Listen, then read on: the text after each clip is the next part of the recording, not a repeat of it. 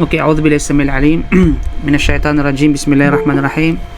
الحمد لله والصلاة والسلام على أشرف الأنبياء والمرسلين نبينا محمد ومن تمسك بسنتي إلى يوم الدين. ما بعد. السلام عليكم ورحمة الله وبركاته. Waalaikumsalam warahmatullahi wabarakatuh. Inshallah ay ating ipagpapatuloy ang ating talakayan na may kaugnayan sa history and biography of the Prophet Muhammad sallallahu alaihi wasallam. Ngayon ay nasa ano po tayo ng ika-siyam na bahagi ng ating aralin, na kung saan ito po rin po ay may kaugnayan sa rulership, no? At paghahari at pamamahala ng mga Arabo, some parts of Arabian Peninsula. So ngayon mga kapatid, dadako tayo ngayon sa rulership in Pan-Arabia. Kaya ito yung mga pamamahala sa iba pang mga Arabo. Okay? O al-hukum fi sa'ir al-Arab. So nauna nating nabanggit sa mga nakaraang mga lecture natin na ang mga paglikas ng mga tribo ng Kahtan at saka ng mga Adnan, mga Kahtaniya at saka Adnaniya, na kung saan ito ay mga part ng mga talagang pure Arabs. Mga sabihin natin, yes, pure Arab at saka mga Adnani, yun yung mga sabihin natin mga Arabized Arab, no? So sila ay nagsikalat, no? At ang paghahati ng Arabia sa pagitan ng dalawang tribong ito. So ang mga tribo na kung saan ay naninirahan malapit sa Hira, alam natin yung tinatawag na Hira, ayan. Yan, part po ng tinatawag na Hira yan. Okay. So matutunghayan natin. Yan. So yan po yung sa part ng Iraq, yung ang Hira ay nasa ilalim ng pamamahala, okay, ng Arabo na hari ng Hira. Na hari ng tinatawag na Hira, habang ang mga naninirahan sa mga disyerto ng sinaunang Syria ay nasa ilalim ng pamamahala ng Ghassan. So ito po yung mga sabihin natin, ito po yung mga bahaging disyerto ng sabihin natin ng Syria noon, na kung saan yung mga nandirito at yung mga naghahari dito ay mga Ghassasanides, mga Ghassasan, na kung saan ito ay dati nilang kabiseriya ay walang iba kundi ang sabihin natin ay Petra. Kasi nga po ay mga Old Syria ay bahagi ang Petra ng Old Syria, o ngayon ay nasa parte ng Jordan. Subalit ang pagpapailalim na iyon ay sa pangalan lamang at hindi sa tinatawag na gawa. Gayunpaman, ang mga naninirahan sa malayong mga lugar ng disyerto sa loob ng kapuluan ng Arabia ay nagtamasa ng ganap na kalayaan at saka autonomy. Okay? So ito po yung bahagi ng sabihin natin ng yan, ito yung mga malaking bahagi ng disyerto ng sabihin natin Arabia. Yan, lalo pat itong Rub al-Khali ay hanggang sa ngayon ay bahagi ngayon ng Saudi Arabia. At yan ay may mga kababalaghan daw diyan, no? May mga sa ilalim, may mga forest under the desert. Ano-ano pang mga salaysay ng mga Arabo diyan matatagpuan, at pag nawala ka diyan ay talagang mahirap kang hanapin. Okay? So ang mga tribong ito sa katunayan ay may mga pinunong pinili ng mga buong tribo na kumakatawan sa maliit na pamahalaan na nakabatay sa pampolitika, nakabatay sa tinatawag na sabihin natin ay pampolitika. Okay?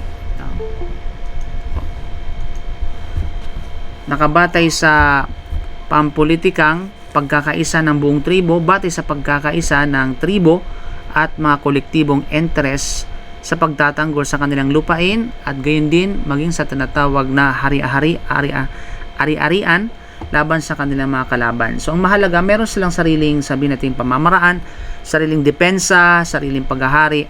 Ito yung mga Arabo na nandito na nirahan sa tinatawag na bahaging ito ng mga ibang mga disyerto ng Arabia.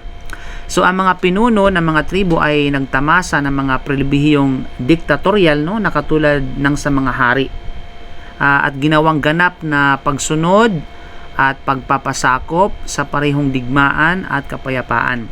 Kaya naman, ang buong tribo ay sumusunod, ay yung mga nasasakupan sa mga tribo na ito ay sunod-sunuran sa kanilang mga pinuno, hindi sila maaring mahuli sa kanyang desisyon. Gayunpaman, ang tunggalian sa pagitan ng mga magpipinsan para sa pamumuno, authority, ay kadalasang nagtutulak sa kanila na lampasan at makipaghabulan, lamangan ang isa't isa sa pag-aaliw at pagiging magilo sa mga panauhin sa mga bisita. So, kahit pa noong unang panahon mga kapatid, ay nandyan yung mga paligsahan sa pagitan nila, lalo pat nandoon sa kalagayan ng mataas na estado sa buhay, sabihin natin sa lipunan, ay itong mga ito ay magpipinsan. Subalit, bagamat magpipinsan at magkakamag-anakan, ay hindi mawawala ang kompetensya sa isa't isa pagdating sa kabutihan, pagdating din sa tinatawag na katiwalian. Yung party naman ng mga kabutihan, sila ay nagpapaligsahan kasi nga alam natin na wala namang ikhlas nung unang kapanahunan ng mga umiiral na ikhlas na yan, di ba? Bagkus ay sila nagpapaligsahan para sa kabantugan, sa paningin ng ibang mga tao.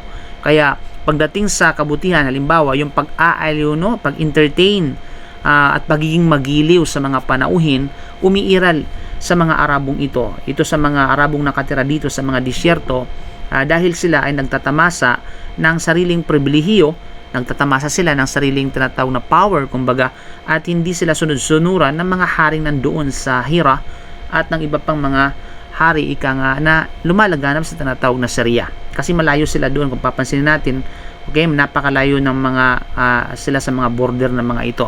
Kaya naman, sila ay mismo ay nagtatamasan ng ganitong mga pribilehiyo sa bawat isa sa kanila. At ganyan sa pagiging mapagbigay, nagpapaligsahan sila.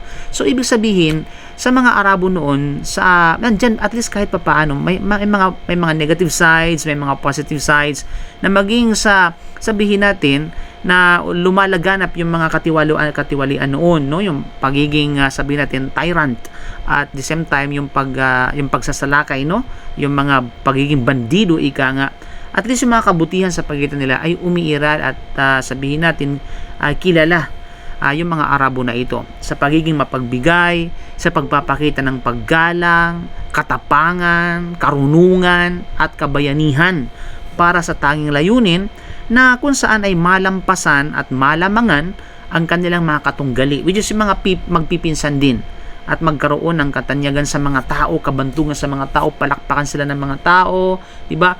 At sila ay purihin ng mga tao, kasi yun yung mga sabihin nating umiiral noon. Kasi wala pang Islam hindi pa uso yung ikhlas, hindi pa yung gagawin mo ito for the sake of Allah, hindi. Gagawin nila dahil sa papaano sila tingnan ng tao, papaano sila ay appreciate ng tao, papaano sila purihin ng tao. Ibig sabihin, yung kanilang kabantugan ay nakasalalay sa paningin ng tao, kaya sila ay nagsusumikap at nagpapaligsahan sa isa't isa kung papaano malamangan ang tinatawag na ang bawat isa. Lalo na ang mga makata, yung mga talagang magaling sa pananalita, makata sa kanila na siyang kumakatawan bilang takapagsalita ng tribo sa kapanahunang iyon. So, ang pinuno ng mga tribo at ang mga leader nito ay may espesyal na pag-aangkin at may espesyal na authority at karapatan sa mga nakulimbat na digmaan, yung mga war booty, spoils of war, hanggang 4 na bahagi nito ay maaari nilang kuhanin, walang problema sa kanila. Siyempre, kasi leader silang mas nakakaangat pagdating sa share. Sila yung mas marami ang share, kumbaga, kaysa sa mga nasasakupan. Ano mang naisin ng pinuno para sa sarili niya, ay maaari rin niyang ariin bago pa ibahagi ang mga nakamkam sa digmaan. So, siyempre, hindi katulad nung dumating na sa proposal lang, mashallah, bago niya inuna, yung kaniyang share, ay ipinamahagi muna sa kanyang mga nasasakupan. Ipinamahagi muna sa kanyang, sabihin natin, sa mga sahaba, diba, bago magkaroon, ng anumang meron sa kanya. Mashallah, tabarakallah. Talagang dumating yung Islam, kaya nagiging ito ay strange sa mga Arabo noon pagdating nung Islam sa kanila. Kasi nga, biglang nabago yung batas, biglang nabago yung tradition, biglang nabago yung mga kasanayan at iba pa. Kaya nagiging strange sa kanila. At anuman ang naisin ng pinuno noon mula sa mga labi ng digmaan habang sila ay nasa daan pa bago makarating sa mga tao, Gayon din ang mga natirang iba pa mula sa mga labi ng digmaan na hindi maaring hatiin sa bilang ng mga nakipaglaban sa digmaan, tulad halimbawa ng kamilyo at kabayong pandigma at iba pa, ay maaari niyang angkinin at ari-ariin. Maaari niya, walang pwedeng makialam, walang pwedeng sabihin natin na manghimasok, walang pwedeng magtanong kung ano man ang gagawin ng mga leader noon, di ba? So, hindi katulad nung dumating na yung tinatawag na Islam. So, ganun yung mga sistema, ganun yung mga kalakaran sa mga ibang bahagi ng mga Arabo na nakatira dito sa medyo malayong border ng mga naghahari, ika nga, mula sa mga banyaga at maging sa mga Arabo na naghahari kung saan under pa rin ng sistema ng nasasakupan sa kanila mula sa mga banyagang hindi Arabo. So yun mga kapatid, nagkaroon tayo ng idea ano yung mga kalakaran noong unang panahon. Now, dadako tayo ngayon sa sabihin natin kalagayang pampolitika. Ika nga, the political situation, al-halatu siyasiya. Kasi maging noon ay may mga tinatawag na political system, kumbaga. Diba? Wala lang sabihin natin vote buying. Walang vote buying. Anyway, binanggit na natin, no, na ang mga pinuno ng mga Arabo, ngayon naman ay babanggitin natin ang kalagayang pampolitika. Okay, ang kalagayang tinatawag na pampolitika. Ang tatlong rehiyon ng mga Arabo na katabi at napaliligiran ng mga dayuhan ay dumanas ng matinding kahinaan at pagbagsak sa larangan ng politika. Kasi nga, syempre, malapit sila sa mga dayuhan. Diba, halimbawa ito ng Yemen, no? Kasi mga dayuhan sila ay pumapasok from Ethiopia. So makikita natin dyan, saan ba yung Ethiopia? Yan, Abyssinian. Nakikita natin mga kapatid. Ito po yung Abyssinian. Ayan, yung Ethiopia. Mantakin ninyo, dito yung tinatawag na Ethiopia. Pagkatapos dito yung Yemen. Biro mo, lalangoy lang yung mga tig-Ethiopia. Kaya nilangoy lang nila Abraha papuntang Yemen eh. Makita nyo yan, oh. Okay? Gumamit sila ng submarine. Hindi naman, walang submarine noon eh. I mean, naglalayag lang sila sa no? Kung di ako nagkamali, ano ba yung Gibraltar ba itong malapit dito? Ang mahalaga, ito yung tinatawag na sabihin natin, no? Napaka sa pinaka yung banda na yan, napakalapit lamang. Tanaw mo na, pag nandyan ka sa banda, tanaw mo na yung sabihin natin yung Ethiopia. Okay? So yun. So, kaya nga, nung kami ay pumunta dito malapit masyado yung Egypt, nung kami ay pumunta dito sa banda dito, yan po ay bahagi ng po yan, bahagi po ng Tabuk region yan, bago ako makarating ng Al-Aqaba, ng yan, sa may banda G yan. Ngayon ay dyan po ngayon, alam niyo po ba dito ngayon ay ginawa ngayon ng NEOM ng Saudi Arabia, na para bagang hinalintulad nila yung palm, is island palm dyan sa tinatawag na Dubai, yung dates island. Diyan naman sa Saudi Arabia, dito na ngayon sa NEOM po yon, na NEOM. Diyan po nila ngayon na ginawa yung NEOM na napakalaki, which is alaging liberated na diyan. Pwede kang pumasok ng hubot-hubad diyan pag natapos yan. Kaya naman diyan ay dating sakop ng Egypt yan, subalit nakuha ng tinatawag na Saudi Arabia, kaya naging bahagi ng Saudi Arabia.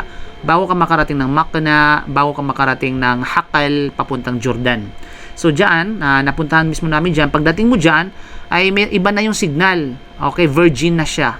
Virgin signal. Meron sang Egypt na Virgin, na pangalan ng network niya is Virgin. Okay? Pag nandyan ka ay magiging birhin yung signal mo dyan. Okay? Masasagap na. At abot mo na yung bundok ng Egypt. Pwede kang lumangoy papunta doon. Mag-ingat ka lang sa mga shark. Okay? So, sabihin natin, yung mga border na yan, banda diyan, sa mga Arab, ay yung malalapit, ika nga sa mga dayuhan, ay talagang nagdumanas yung mga Arabo na ito ng matinding kahinaan. Matinding tinatawag na sabihin natin kahinaan at pagbagsak sa larangan ng politika. Ang mga tao noon, kung hindi amo, okay, kung hindi tinatawag na amo o alipin, ay pinuno o pinamumunuan. Okay, yun lang. Either pinuno ka or pinamumunuan. Kapag naman sa amo ka or alipin ka. Ganun yung mga tao noon. So ang kanilang mga amo, lalo na ang mga dayuhan, ay may pag-aangkin at nagmamay-ari sa bawat kalamangan at kapakinabangan. At ang mga alipin naman ay pinapasan ang lahat ng responsibilidad. Alam natin yan kasi yun naman talaga yung papel ng alipin. Okay? Lalo pat nung unang panahon mga kapatid sa panampalatayang Islam, kawawa sila no kasi talagang kinawawa yung mga alipin noon. Hindi naging makatarungan sa mga alipin. Bagkus nung dumating yung Islam ay biro mo binibili yung alipin nung dumating yung Islam para palayain. Subhanallah. Hindi katulad nung bago pa dumating yung Islam, binibili yung alipin para alipiin, para gawing lalo pang gawing alipin, 'di ba? So walang para bagang madalang kumbaga na makita mo na siguro wala akong nabasang history noon bago yung Islam na bumibili ng alipin para palayain ng alipin, para siya maging malaya. Hindi. Bagkus ay talagang napakababang tao sa lipunan yung turing nila sa mga alipin, 'di ba? Kaya dumating yung Islam, naging uso na yung pagbili ng alipin para maging malaya, 'di ba? Napakaganda ng relihiyon ng Islam. Kaya nagiging kamangha-mangha ito sa mga Arabo. Kaya naman mga kapatid, ang kanilang mga amo ang kanilang mga amo lalo na ang mga dayuhan ay may pag-aangkin at nang mamayari sa bawat kalamangan at kapakinabangan. Every advantage ay meron sila. At ang mga alipin naman ay talagang sila ay yung mga sumasalo ng burden, of responsibility. Sa madaling salita, ang ganap na pamamahala ay nagdulot ng paglabag at pang-aabuso sa mga karapatan ng mga nasasakupan. Lumalaganap ang kamangmangan, pang-aapi, kasamaan, kawalang katarungan at kahirapan. At ginawa sila mga taong nangangapa sa kadiliman at kamangmangan. Yaon yung mga kalakaran noon. Kaya sobrang kawawa yung mga sabihin natin mga alipin noon. 'Di ba? Inaabuso, pinarurusahan kapag nagkamali, 'di ba? Tapos alam mo 'yun, tapos binabalandra kapag nagkakasala, binabalandra sa mga tao, pinahuhubad habang pinapalo nilalatigo. Ganun yung mga alipin noon mga kapatid. At yan ay normally nakikita natin yan sa mga movie kapag sabihin natin pinapalabas sila yung mga old story. Okay? Yung mga pang-aabuso ng mga may nasa kapangyarihan. Diba? So, at diba pa, kawalang katarungan talaga, lalong pinahihirapan itong mga mahihirap, itong mga alipin na ito. Sila ay hinahayaan na gumagapang at mangangapa sa kadiliman ng kamangmangan. So, wala silang puwang, kumbaga. Sila useless, pinaka-useless sa lipunan, yaong mga alipin noong unang panahon. Kaya't naman, sa ilalim ng sabihin natin ng ganitong sistema, mga kapatid, ang masaganang lupain ay nagbigay ng mga bunga nito sa mga pinuno at mga taong may kapangyarihan upang labis na gumastos sa kanilang mga kasiyahan at kagalakan. So, binigyan sila ng Allah ng mga sabihin natin ng mga lupa na kung saan ay matataba, no, at saka sagana. Kaya naman yung mga produktong lumalabas dito sa lupa na ito sa mga sabihin natin sa mga hardin, sa mga sakahan, 'di ba, sa mga lupain, 'di ba? Yung mga bunga nito, yung kita nito ay ginagamit ng mga pinunong ito sa pang-aabuso. Ginagamit nila ito, ginagastos nila ito sa kawalang hiyaan, 'di ba? Sa kasiyahan ng kanilang kasiyahan, kanilang sariling kagalakan at satisfaction, kumbaga. Kagustuhan at hangaring sariling layaw, kayabangan, pangapi, pangalipusta, pagsalakay at kung ano-ano pa. Yun yung mga noon. So sila ay kikita, yung maalam mo gagawa sila ng paraan para kumita sa pamamagitan ng pang-aabuso, at anumang kita doon sa pang-aabuso ay gagamitin nila din sa pang-aabuso. Grabe, no? Patong-patong na injustice nung unang kapanahunan, mga kapatid sa panampalatayang Islam. At gayon din naman sa ating bansa. Kung ating babalikan yung history, no, ng ating sabihin natin ng ating bansa, not unless nung dumating na siguro yung tinatawag na alhamdulillah yung Islam, okay, maging yung pagsakop ng mga Japanese, okay, sabihin natin ng mga Kastila, di ba? Naging kawawa yung ating mga ninuno, di ba? Sa ilalim ng mga banyaga na yung bang nagmaharing banyaga, di ba? Subalit ang mga tao, kahit makikita niyo mga kapatid, no, kung atin pa talagang sisiyasatin mismo yung kasaysayan ng history ng Islam, yung mga futuhatil Islamiyah, yung mga papaano binuksan ng mga sahaba at mga atba'ut tabi'in, mga tabi'in, mga salafus salih, ang mga iba't ibang mga lugar sa China, papunta ng Europe at ng Africa at ang ibang mga kontinente, sila ay lumaganap ang Islam doon sa pamamagitan ng mga mabubuting mga tao.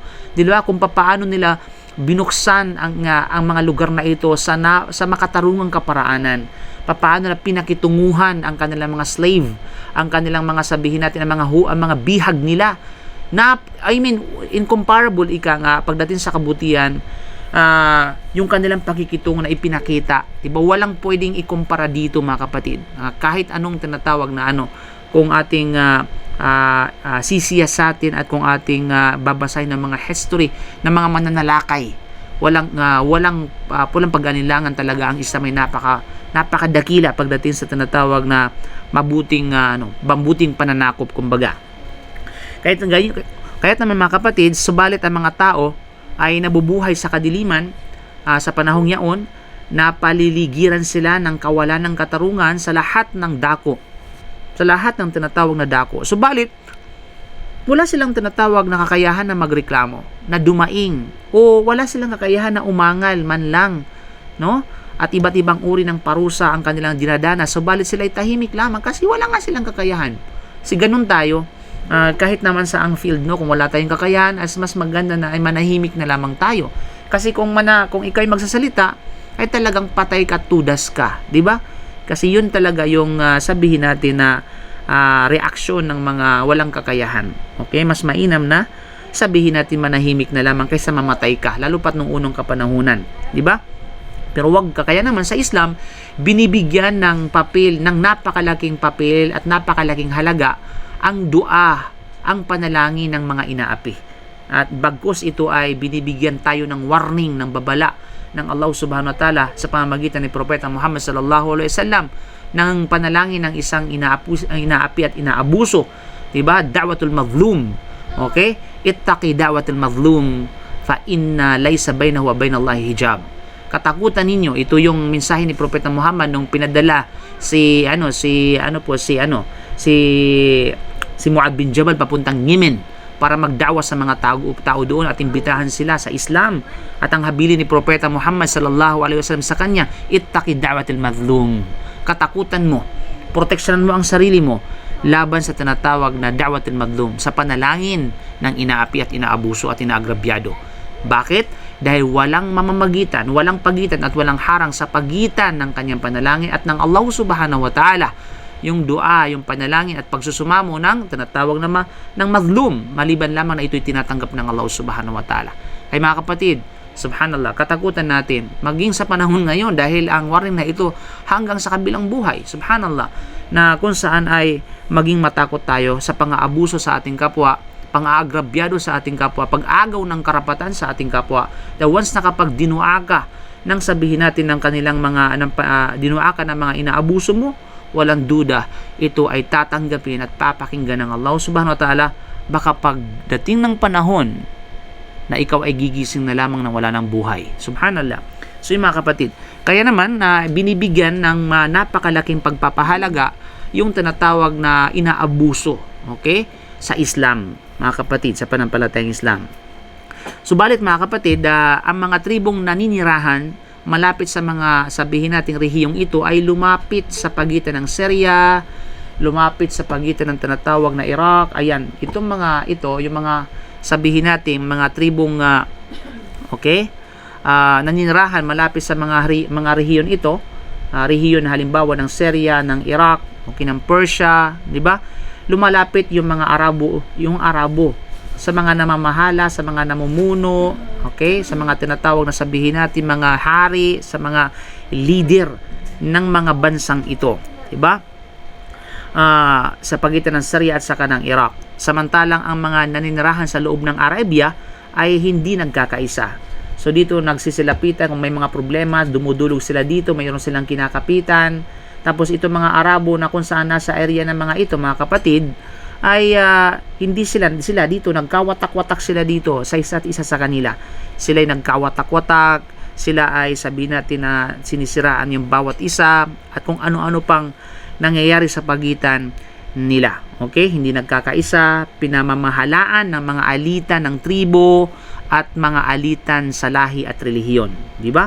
So sila ay nagkawatak-watak sa pagitan ng tribo, sa pagitan ng mga alitan nila at sa kanang lahi at sa kanang kanilang relihiyon. So sila ay nagkawatak-watak at hindi nagkakaisa. Kaya yung mga Arabo, dahil sa puntong ito, no, sila nagkawatak-watak, dito nagkaroon ngayon ng sabihin natin ng chance ika nga na pumasok yung ibang relihiyon at matutunghayan natin kung paano pumasok ang mga Hudyo, paano pumasok ang mga Kristiyano, paano pumasok ang mga Sabyan, paano pumasok ang mga Madyan dyan sa tinatawag na Arabian Peninsula at sino yung mga nag-introduce ng mga relihiyon na ito sa pagitan nila. Okay? Kaya naman wala silang hari, no, upang mapanatili ang kanilang kasarinlan. Wala silang hari. Okay, upang mapanatili ang kanilang kalayaan o taga-suporta man lang upang humingi ng payo at maaari nilang kakapitan sa mga oras ng kahirapan. Hindi katulad ng mga Arabong nanirahan dito, no, malapit sa border ng Syria o kay sa Iraq, sa Hira, di ba, sa mga part ng Syria, ay kahit paano meron silang kakapitan. Meron silang sabihin natin. Kaso lang, yun nga lang, lalapit sila pero may kapalit. Okay, gagamitin sila, no, tulad ng ating nakuha, gagamitin sila upang depensa ika nga laban sa kanilang kapwa Arabo at laban sa mga dayuhang mananalakay at mananakop. So sila ay mga ikang sabi nating friends with benefits. Okay? So okay, walang problema, kaibigan tayo, pero kinakailangan may pakinabang ka sa amin, may pakinabang ka sa akin. Yan yung friends with benefits, di ba? Pag wala kang pakinabang, tudas ka, umalis ka, lumayas ka, o kaya maging bihag ka, magiging alipin ka nila, maging tagasilbi ka nila kasi wala kang pakinabang sa kanila. So yun mga kapatid. Of course ay yun nga, ang mga pinuno ng mga Hijaz, gayon pa man, yung mga nasa Hijaz, ito yan, part na alam natin nyo, yung Hijaz, ito na sinasabi natin, ito po ay binubuo ng mga kahalimbawa ng Makkah, ng Taif, ng Jeddah, ng Tabuk, okay, Madina. So lahat po yun ay bahagi ng Hijaz. So ang mga pinuno ng mga nasa Hijaz naman, yung okay, part na yun, mga Hijaz po yan, ay gayon pa man ay lubos na pinahahalagahan at iginagalang ng mga Arabo. Iginagalang ng mga tinatawag na Arabo. Okay? At itinuring na mga pinuno at tagapaglingkod ng sentrong pangrelihiyon. So ganun ka respetado noon yung mga Quraysh, yung mga Arabong nandiyan sa tinatawag na Hijaz. Sa katunayan, ang pamamahala sa Hijaz ay magkahalong secularism. Magkahalong secularismo, hiwalay ang pananampalataya. Yung ibig sabihin secular. Okay, secularism, magkahiwalay ang pananampalataya sa Estado. Okay? At sa pangrelihiyong pamumuno. So, hiwalay ang magkahalong secularism, okay, at saka sa tinatawag na sabihin natin mga pangrelihiyong pamumuno. Hiwalay yan sa Estado at saka pangrelihiyong pamumuno. Pinamumunuan nila ang mga Arabo sa ngalan ng relihiyon. Sila rin ang nanguna sa pamumuno sa sagradong lupain at ang mga kalapit nito sa larawang tulad ng pamahalaan, tulad ng tinatawag na pamahalaan o governance. So inalagaan nila ang mga interes, ang mga kapakanan ng mga bumibisita sa Kaaba, at sila ang namamahala sa pagpapatupad ng mga batas na iniwan ni propetang si Abraham alayhi salam. Nagkaroon sila ng mga opisina, okay? Nagkaroon sila ng mga departamento tulad ng mga palyamento at kongresos na mayroon tayo sa panahon ngayon. Okay? Meron tayo sa panahon ngayon. So, meron din silang ganun mga kapatid noong unang panahon. Meron silang parliaments of tinatawag na congress. Meron silang ganun. Okay? Meron silang mga departments, meron silang mga offices, gayon din. Pero syempre, hindi katulad natin ngayon na magbongga ngayon yung mga parliaments at saka mga congress natin. Di ba? Bagkos ay mga buhaya ng mga dyan, lalo pa sa Pilipinas. Di ba? Okay? Gayon pa man, sila ay masyadong mahina upang dalhin ang mabibigat na mga pasanin na ito dahil maliwanag na nalaman ito noong panahon ng pagsalakay sa kanila ng mga taga-Ethiopia. Kaya nga't sinalakay, di ba? Kahit pasadsad sa Taif, yung Banu Khafif, di ba? Ginawang bihag na ni Abraha, di ba? Diyan sa tinatawag na Taif. Okay? Diyan sabihin natin, yan, sa may part diyan, may Taif yan. So galing silang Yemen, sinalakay nila papunta doon bago sila makarating ng Makkah, ay dumaan ng Taif sa Banu Thaqif. At yung Banu Thaqif ay sabihin natin ay although ay may leader ng tribu yan, subalit yun nga dahil sa kahinaan nila, hindi na nakayanan yung armado nang galing sa tinatawag na Ethiopia para pasukin ng Makkah, di ba? So, yun yung nakihinat na ano natin mga kapatid. Although meron silang mga kagaya natin na mga sistema, kumbaga mga parliaments, departments, offices, at mga congress. Okay? Subalit mahina sila. Hindi na kayang dalhin yung mga pasanin na ito at mga responsibilidad na ito. Kaya naman, sila'y nasakop. Diba? Kaya naman, once na kapag mahina talaga sa isang bansa, mahina ang ng governance, diba? At hindi nagkakasundo-sundo pa, lalo pat yung vice presidente at saka presidente na walang na. Pag dumating na yung kalaban, ayan. Diba? Dumating yung China, buti hindi dumating yung China para manakop. Anyway. So, ang relihiyon ng mga Arabo, tunghayan natin yung tinatawag na sabihin natin, pang-11, which is ano ba yung mga religion ng mga Arabs noon. Okay? Papaano sila nagkaroon ng iba't ibang relihiyon at ano ang kanilang original na relihiyon. Okay. So, walang duda mga kapatid, yung tinatawag Diyanatul Arab. Karamihan sa tinatawag na sabihin natin mga Arabo ay sinunod ang paanyaya ni Ismail alayhi salam. Alam natin yan. Diba? Karamihan sa kanila, nananatili pa rin yung sabihin natin, yung relihiyon, ika nga yung Hanafiya. Okay? Kung ano yung relihiyon ng kanilang ninuno, walang iba kundi si Propeta Ismail alayhi salam. Nang sila inimbitahan, imbitahan ito sa relihiyon ng kanyang ama na si Ibrahim alayhi salam, na walang iba kundi ad-Dinul Hanif. Okay, Din al-Hanif. Okay, ibig sabihin na religion of monotheism. Kaya noon, ang kanilang sinasamba ay ang Allah subhanahu wa ta'ala lamang na mag-isa. At iyon ang kanilang pananampalataya sa mahabang panahon hanggang sa nalimutan na nila ang mga ipinaalala sa kanila. Kasi sobrang, alam mo, mantakin nyo po, from Prophet Ismail to Prophet Muhammad, ilang years po yun na namuhay ang mga tao sa kamangmangan. Kasi yung mga yung mga tinatawag na sabihin natin yung mga Arab, lalo pa dito sa Hijaz, 'di ba?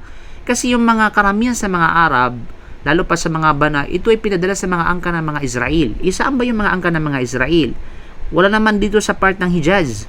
Ito ay nandun sa part ng halimbawa ng Palestine, part ng sabihin na yun ng Israel.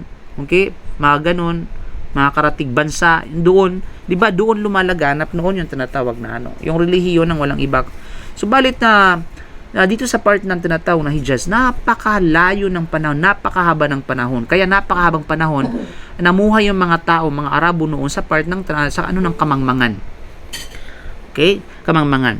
Kaya noon ay talagang sinasamba nila, lalo pa sa yung bang sa kapanahon ni Propeta Ismail at ang sumunod sa kanya, medyo fresh pa yung relihiyon na Hanif, di ba? Bago pa dumating at lumawig yung tinatawag na panahon, ang sinasamba lamang nila ay walang iba kundi ang Allah subhanahu wa ta'ala na mag-isa, at iyon ang kanilang pananampalataya sa mahabang panahon. Hanggang sa nalimutan nga nila ang mga ipinaalala sa kanila. Subalit, nanatili pa rin sa kanila ang mga pangunahing katuruan tulad ng paniniwala sa kaisahan ng Diyos at marami pang iba na mula sa relihiyon ni Abraham alayhi salam. Kaya kahit pa nang dumating bago pa dumating si Propeta Muhammad, kahit pa sa kapanahonan ng kanyang ama na si Abdullah at maging sa kanyang lunod si Abdul Muttalib, okay, lahat sila ay nandoon pa rin yung paniniwala sa kaisahan ng Diyos. Subalit nga, pinagtatambalan nila ang Allah subhanahu wa ta'ala sa pagsamba. Okay. So yun mga kapatid, hanggang sa dumating galing sa sinaunang Syria, si Amr bin Luhay. Ito mga kapatid, itong si Amr bin Luhay, okay? Dumating sa sinaunang Syria, from old Syria, si Amr bin Luhay, na pinuno ng tribo ng Khuza'a. Alam natin yung Khuza'a, nakuha natin sa naunang lecture. Yung Khuza'a, sila po yung naghaharing tinatawag na sabihin natin na naghahari noon sa Kaaba, sa Makkah, na sa kanilang pribilehiyo ng paghahari ng Kaaba hanggang sa dumating si Qusay, di ba? At siya nilipol ng tinatawag na sabihin natin ng mga Nixo at saka tribong sumang-ayon kay tinatawag na Qusay. So, ang mahalaga, itong si Amr bin Luhay ay mula sa tribo ng Khuza'a, na noon ay kinikilalang isang mabuting tao. He was a good man. Okay, mabait siya, masunurin, magalang, di ba? Relihiyoso, mabuti siyang tao, mapagbigay, di ba? Mapagkawang gawa, at masigasig sa mga bagay na may kinalaman sa pananampalataya. Kaya't minahal siya ng mga tao kasi very religious siya. Okay? Abid, kumbaga. Napaka-relihiyoso nitong si Amr bin Luhay. Kaya hindi makapagtataka na nung bumalik siya sa Makkah galing ng Syria at nagdala ng panibagong relihiyon ay madaling tinanggap ito ng mga tao. Kasi nga nakilala na siya na isa siyang tao relihiyoso. Okay? Isang matuwid, kumbaga, may isang matuwid na tao. Kaya naman siya'y malapit sa tinatawag na sabihin natin ay siya'y itinuring nila bilang isa sa respetado at maalam na tao at malapit sa Diyos. Di ba?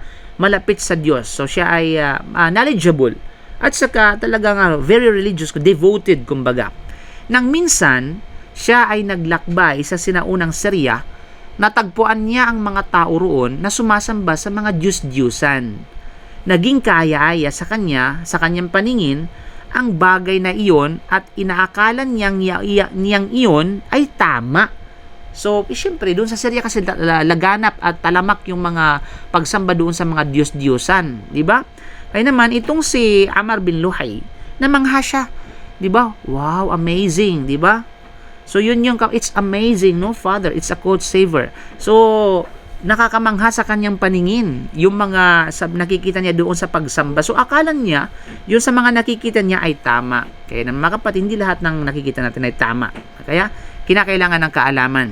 Sapagkat, ang sinaunang Syria ay lugar na kadalasang dito isinusugo ng Allah subhanahu wa ta'ala ang kanyang mga propeta at ipinabababa rito ang kanyang mga kasulatan. Yan sa Syria, banda yan. Okay? Palestine, Syria, diyan po nagsisibabaan yung mga propeta, mga propeta at mga sugo. Diyan po pinadala ng Allah subhanahu wa ta'ala karamihan, kumbaga, ng mga propeta at mga sugo. Di ba? Kaya kilala, pagdating sa pangrelihiyon, kilala yung Syria. Kaya itong kay Amr bin Luhay, nung nakita niya ito, namangha siya. Okay? So yung mga kapatid, dinalan niya, ang ginawa niya ngayon, dinalan niya pabalik ng Makkah ang Diyos-Diyosan na nagngangalang Hubal. Okay? Na nagngangalang tinatawag na sabihin nating Hubal. Yan si tinatawag na Hubal, mga kapatid. You know?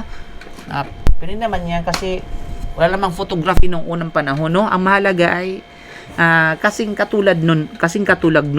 So, dinalan niya ngayon pabalik ng Makkah ang Diyos-Diyosan na ito na nagngangalang Hubal. At inilagay niya iyon sa gitna ng Kaaba. So siya mismo yung naglagay. Yan ang kagagawan talaga. Yan talaga yung mastermind na yan sa mga Diyos-Diyosan dyan sa Makkah. Yan si Amr bin Luhay. Okay?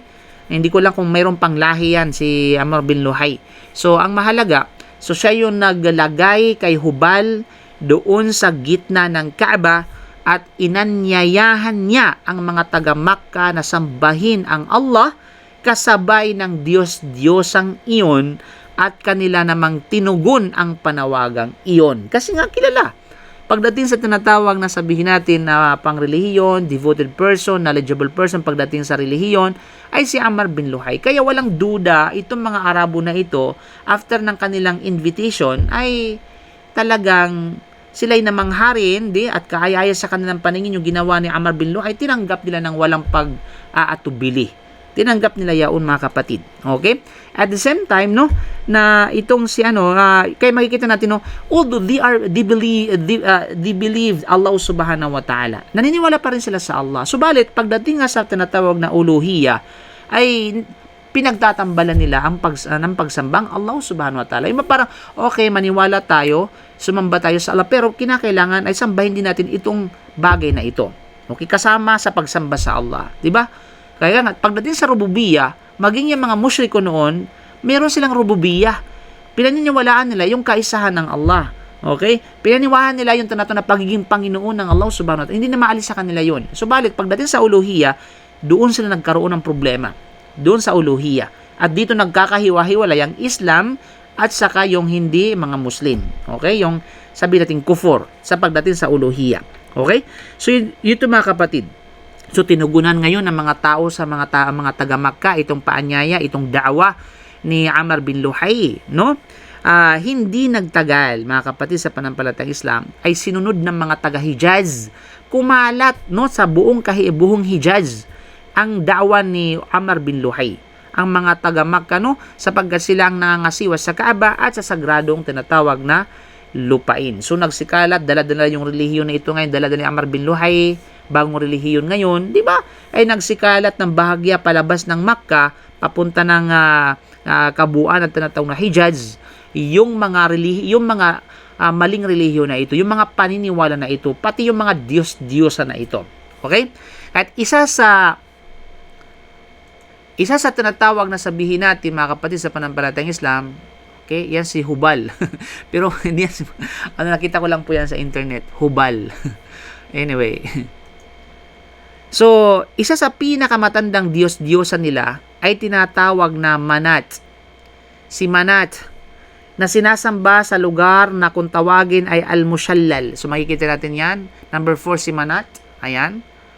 So, nandyan yung mga lugar na kung saan dinadala, nandoon, ika nga, at doon nila inilalagay, kumbaga, o andoon yung mga Diyos-Diyos ang kinikilala nila.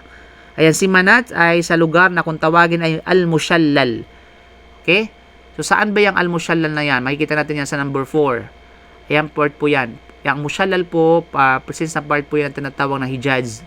O, yan po, banda yan. Kasi dito yung tinatawag na Jeddah, yun yung Makkah. Papunta yan sa Yambo. Malapit yan sa may Rabigh. Okay? So, yun po yan. So, ibig sabihin, mga kapatid, Mushallal, no, malapit sa dalampasigan ng Red Sea.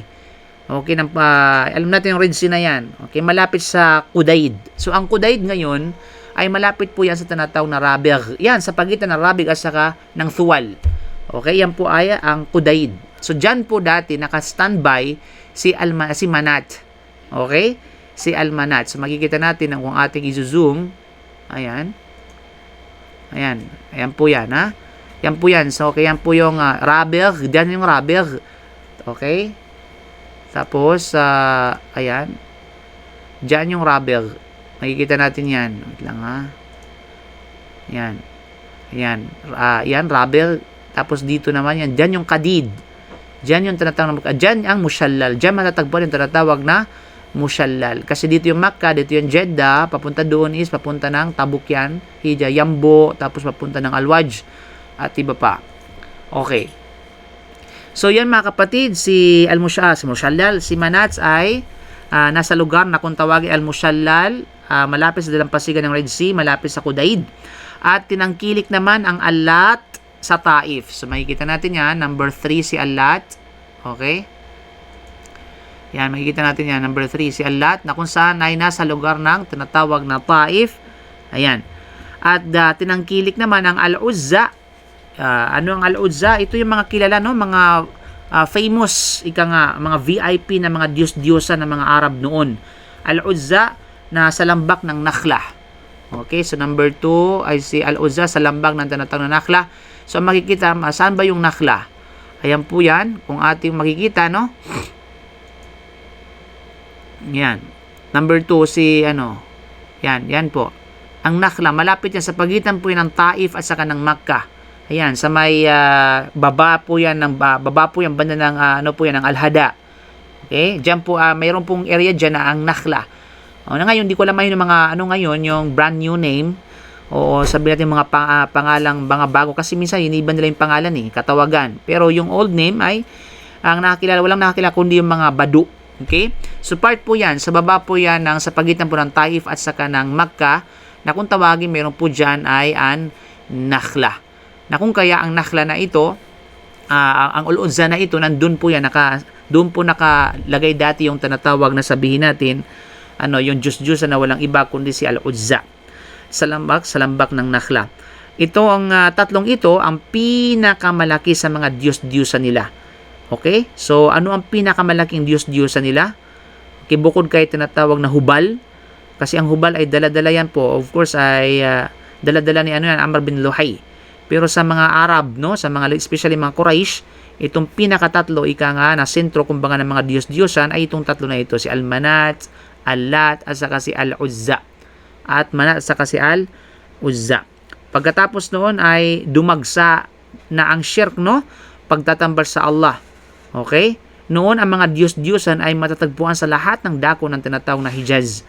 At nabanggit din na si Amr bin Luhay ay may katuwang na jinn meron siyang tinatawag na sabi nating kaagapay na jinn o engkanto na nagbalita sa kanya na ang mga Diyos-Diyos ang sinasamba ng mga tao ni Propeta Noah alayhi salam, yung mga sambayanan ni Propeta Noah alayhi salam, na walang iba kundi si Wad, si Suwa, si Yaguth, si Yaqub, Yauk at saka si Nasar ay nakabaon sa Jeddah. Kaya't nagtungo siya rito at kanya itong hinukay at pagkatapos ay dinala niya ang mga ito sa Tihama. Okay, by the way, ang Al-Uzza, ang Lat, ang Manat, ang Lat at saka ang Al-Uzza, mga kapatid, ay nabanggit niya. Alam niyo ba nabanggit niya sa banal na Quran sa Suratul Najm? Suratul Najm, sinabi ng Allah na ba'da billahi minash shaitanir rajim, wa qalu la tadarunna alihatakum wa la tadarunna waddan wa la suwa'a. Ito yan sa ano pala yan? Sa part po yung suwa, yung mga ni Propeta Noah alayhi salam. Itong sila at saka wa manata thalithatal ukhra afara'aytumul lata wal uzza wa manata thalithatal ukhra. So nabanggit po yan sa tinatawag na Suratul Najm, di ba? Yung Al-Uzza, Al-Lat at saka si Al-Manat. Itong si Suwa'a, itong si Wad, Suwa'a, Yaguth, Yaqub, Yauk, Nasar, okay? Lahat ng mga ito ay nabanggit sa sa chapter 71 verse 23 ng banal na Quran. Na sinabi na nga lang waqalu la tadarunna alihatakum wala tadarunna waddan wala suwa'a wala ya'uq wa yagutha wa ya'uqa wa nasra. Itong apat na ito. Okay, sabi nila ng mga mushriko noon, huwag ninyong abandonahin, huwag ninyong tinatawag na iwan ang inyong mga Diyos-Diyosan. At binanggit yung specific na mga Diyos-Diyosan nila, huwag ninyong abandonahin si Wad, si Suwa, si Yaguth, si Ya'uq at saka si Nasar. Okay? Kaya naman, itong si tinatawag na sabi natin, ayan, si tawag dyan, si Wad. Saan makikita si Wad na ito? Si Wad ito ay matatagpuan sa Dawmatul Jandal. Ayan. Okay? Si Wad ay nasa Dawmatul Jandal. Okay, makikita natin yan. Saan ba yung Dawmatul Jandal? Yung po ay bahagi. Ito po yung kabiserya noon ng mga, sabihin natin ng mga, ng mga ilang mga Arabo noon. Diba? So, halimbawa, ayan, saan ba yun? Okay, number 6, diba? Number 6, ayan. Makikita natin yan. Saan ba yung Dawmatul Jandal? Yan. Ayan po. Ayan, mga gasasa, malapit dyan dati na yung mga gasasa niya. Ayan, dating kabiserya, mga gasasans po yan. Dawmatul Jandal. So, malapit po yan sa part ng, part ng border na tinatawag na Iraq at saka ng Jordan. Okay? So, of course, mga kapatid, yun nga, sabi natin dito si Wadda. Okay, check na natin si Wadda. Ayan, si Wad. Matatagpuan sa Dawmatul Jandal. At si Ya'uq naman. Okay? Si Wad at saka si Yaguth. Si Yaguth ay sa, si Sawa muna tayo, Suwa. Okay? Si Suwa ay nasa malapit sa Yambo, sa baybay ng Red Sea po yan. Makikita niyan. Okay, number 1. Okay. Diyan si dati. Yan si Suwa. Okay, saan ba yung number 1? Ayan. Diyan yan si Suwa. Ayan, sa bandang iyan. Bandang kauna. Malapit yan sa tinatawag na baybay ng Red Sea yan. Unahan ng, sabihin natin ng, sa pagitan ng Rabig at saka ng Yambo. Diyan mga Diyos-Diyosan noon. Then, nandyan si, si Yaguth. Okay, si Yaguth naman ay sa part ng Jizan. Part ang tinatawag na, okay, part ng Jizan.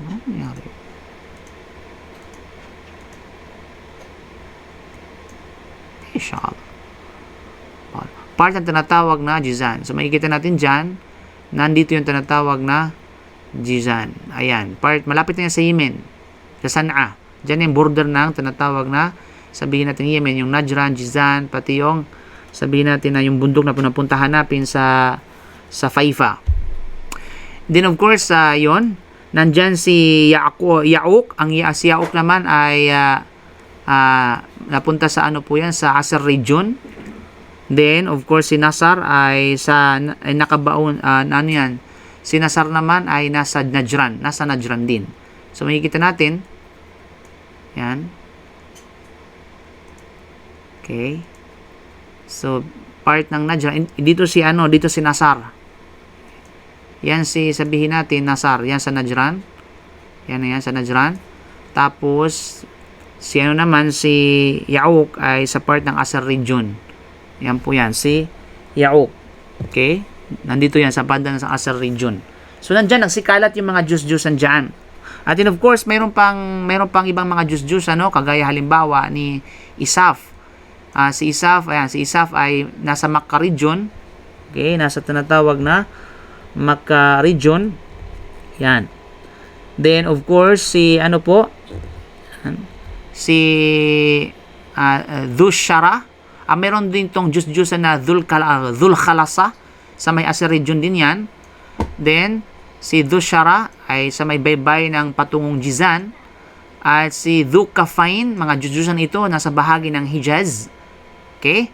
At si Naila, kaya wag kayo magpangalan ng inyong mga anak na Naila, ha? Okay? Okay lang yung Nailun, wag lang yung Naila. Kasi Naila ay pangalan ng Diyos-Diyosan yan.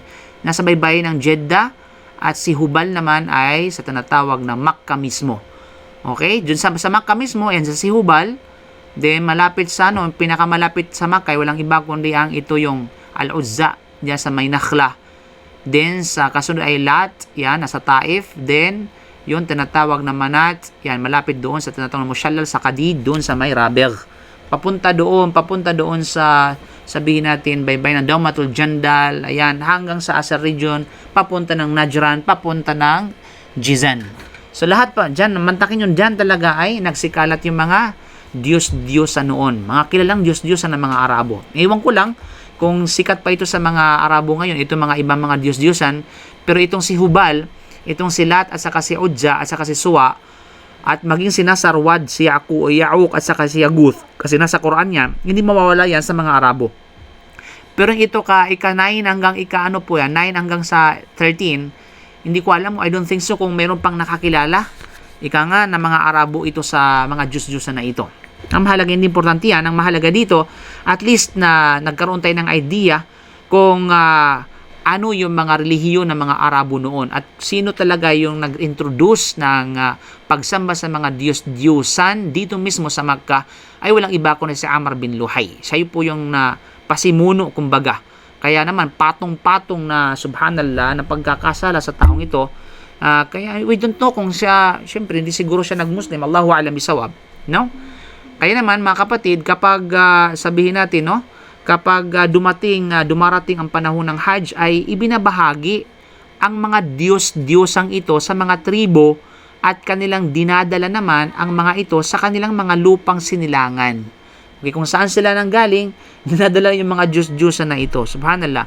Hanggang sa magkaroon ang bawat tribo ng Diyos-Diyosang sambahin. So nanganak ito mga Diyos-Diyosan, no?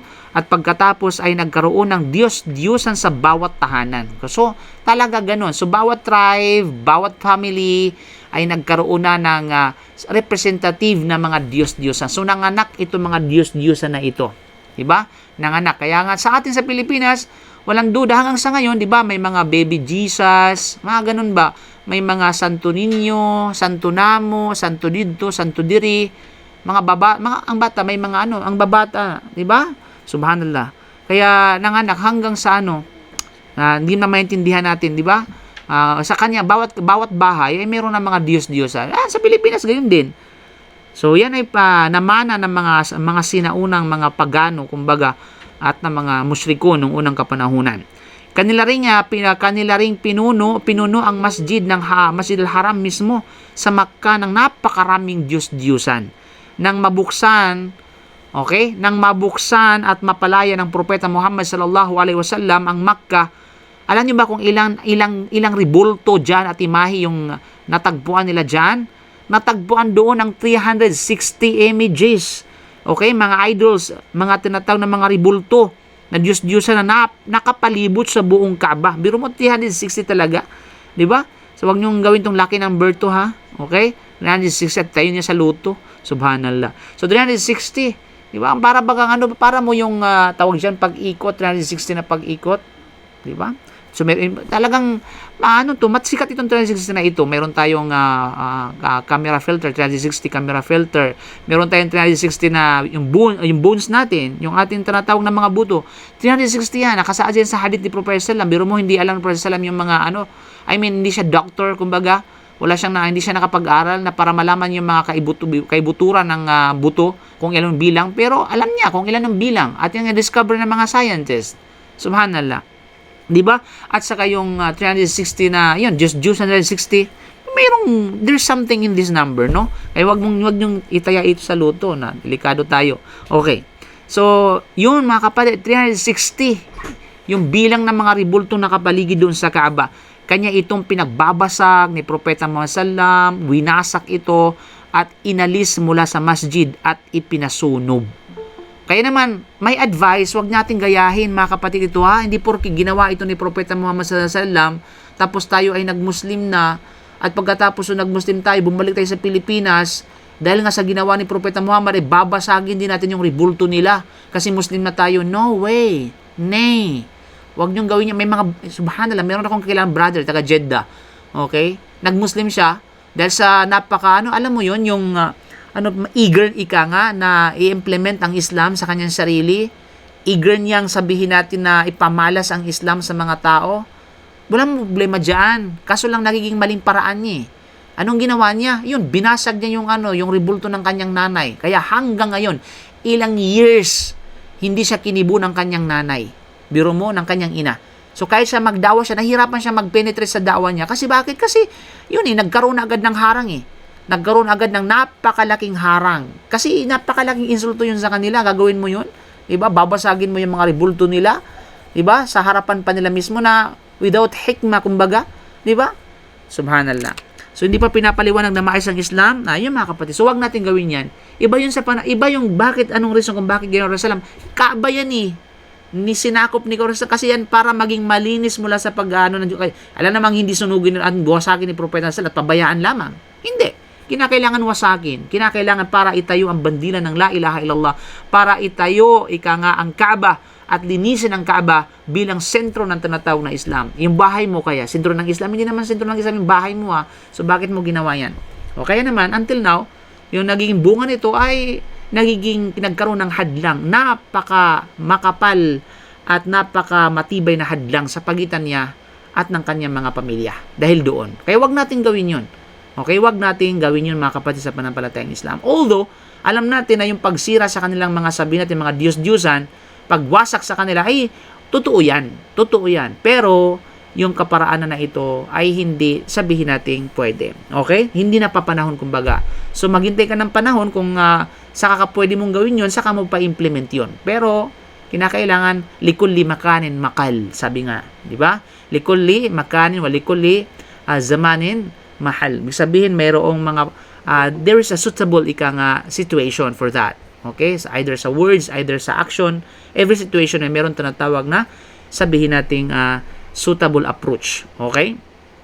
So, yung mga kapatid sa pananampalatayang Islam, kaya naman, ganito kalaganap ang pagtatambal at pagsamba sa mga Diyos-Diyosan sa pinakamalaking paglalarawan at paghahayag ng relihiyon ng mga tao noong panahon ng kamangmangan.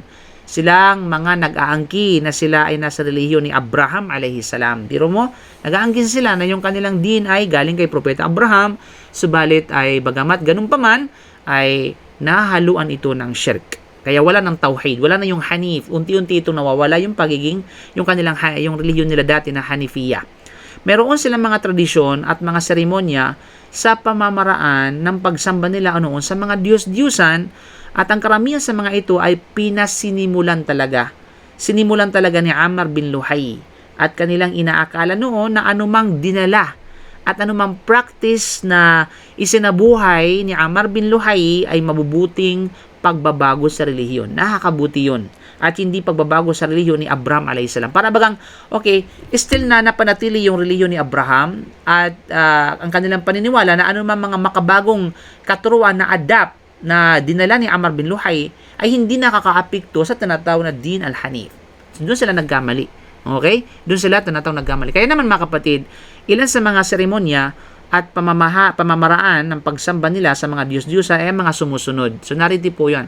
Una, ang pag-uukol ng kanilang sarili sa mga Diyos-Diyosan, ang paghahangad ng kanlungan sa kanila, ang pagbibigkas ng mga panunumpa sa kanilang mga pangalan, gumagamit sila ng mga panata na ang pangalan na binabanggit nila sa kanilang mga panata, yung kanilang mga Diyos-Diyosan, di ba? Pag sila'y nag-swear, nag-oath, nag-vow, yun, Diyos-Diyosan ng, alam mo, sa ngalan ni Lat, sa ngalan ni Uzza, sa ngalan ni Manat, sa ngalan ni, ni Wad, sa ngalan ni Yaguth, sa langan ni Ya'uk, mga ganun mga pangalan, di ba? So, binabanggit nila yaon, okay? At sila'y naghahangad, ng kanlungan, umingi silang proteksyon sa mga Diyos-Diyosan na ito, di ba? At the same time, mga kapatid, ay ang pagtawag para sa kanila, tulong sa kahirapan, tinatawag nila, pag sila'y dumadanas ng kahirapan, tinatawag nila yung mga Diyos-Diyosan na ito. Ang kanilang pagsusumamo sa kanila para sa katuparan ng kanilang mga hangarin. So sila'y nagdudua, ibang ginagawang pamamagitan itong mga Diyos-Diyosan na ito sa Allah subhanahu wa ta'ala, sa paniniwalang ang mga Diyos-Diyosan ay maaaring mamagitan sa harapan ng Allah, sa harap ng Allah para sa katuparan ng kanilang mga kahilingan, ng kanilang mga kagustuhan at iba pa. So yun po yung ng kanilang doon, mga ritual na ginagawa ng mga Arabo noon. At the same time, ang pagsasagawa ng paglalakbay para sa Hajj, para sa peregrinasyon tungo sa mga Diyos-Diyosan, pag-ikot sa paligid ng mga ito na katulad ng pag-ikot sa Kaaba at pagpapakumbaba ng kanilang mga sarili sa mga ito at pagpapatira pa sa harapan ng mga ito. So sila nagtatawaf, sila nagpapakitang kababaan ng loob sa mga Diyos-Diyosan na ito, nagpapatira pa sila, di ba? Nagsasagawa sila ng Hajj tungo sa mga ito, mga kapatid. Di ba? Kagaya halimbawa ng ito, yan, di ba? Nagtatawaf, halimbawa, yan. Yan, mga pamana yan, ito yung mga sabihin natin, ginagawa na mga noon, ng mga tradisyon ng mga mushriko noon. Di ba? Hanggang sa, yan, naging copycat na, di ba?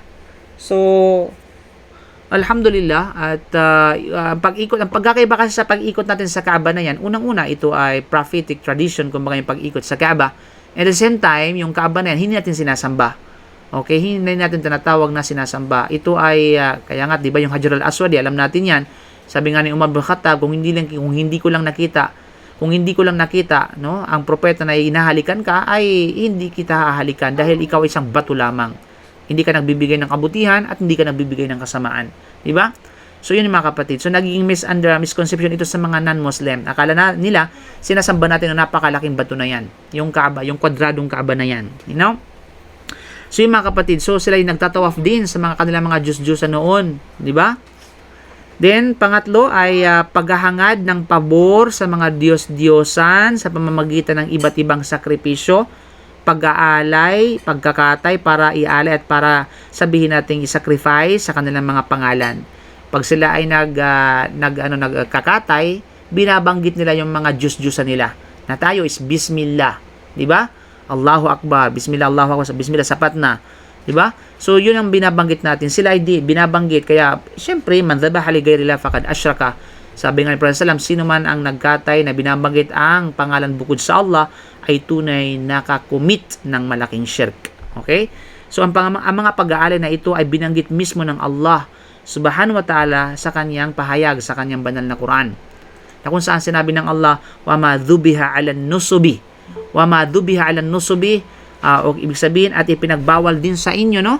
Ipinagbawal din sa inyo ng Allah subhanahu wa ta'ala ang tinatawag na ang nusub. Ano ba ang ibig sabihin ng an-nusub, mga kapatid? Okay? Ang nusub, mga kapatid, sa panampalatayang Islam, ang nusub ito ay ang mga anumang kinatay na hayop sa ngalan ng iba bukod sa Allah bilang alay, hindi para sa Allah, kundi para sa itinayong altar na sambahanan ng katulad ng mga bato, mga Diyos-Diyusan, o sa anumang sinasamba ng mga huwad na Diyos at iba pa. Yun po ang nusub. Okay? Yun po ang tinatawag na nusub. So, anong nusub? Ito yung tumutukoy sa hayop na kinatay. Anong hangarin? Kinatay sa ngalan ng Allah. Ang hangarin ito ay pag-aalay ng iba bukod sa Allah. Kagaya ng mga sa altar, kagaya ng mga nasa Diyos-Diyusan at iba pa, mga anito at iba pa. So, ang tawag doon sa kinatay na yaon ay ang nusub. So, baka magkamali kayo ha, kasi lalabas sa exam yan. Okay? Baka alam mo na, bigyan ko kayo ng idea. Kasi ang nusub ha, ito ay tumutukoy sa kinatay. Hindi yung doon sa pinag-alayan. Okay? Hindi doon sa tinatawag na pinag-alayan o lugar o ima, hindi. Kundi doon sa kinatay, na ang purpose ng kinatay dito para doon sa pinaghalayan. Hindi yung lugar mismo, kundi mismo yung hayop na kinatay. Yun po ang tinatawag na nusub. Okay, na binanggit dito ang pangalan bukod sa Allah. At gayon din ay sinabi pa niya ng Allah subhanahu wa ta'ala, wala ta'kulu mimma lam yadhkur ismullahi alayh. Sa surah Al-An'am, diba?